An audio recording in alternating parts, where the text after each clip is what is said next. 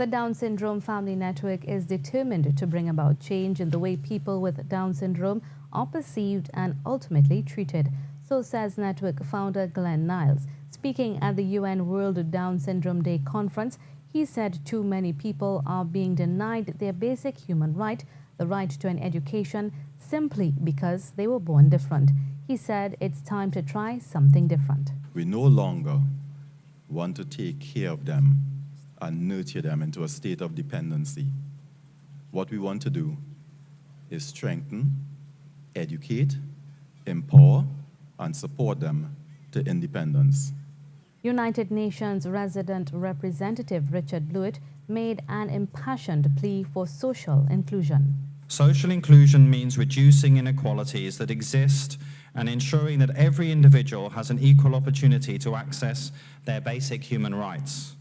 On this day, we reiterate the need for equality for all individuals, including people affected by Down syndrome and other disabilities. We know that many persons with disability here in Trinidad are subject to discrimination, and persons living with Down syndrome still lack access to necessary support.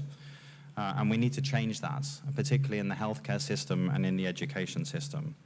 It's integral that we create a society that allows persons living with Down syndrome to have the same opportunity as other citizens. The wider community needs to become advocates for the issues that affect those with Down syndrome.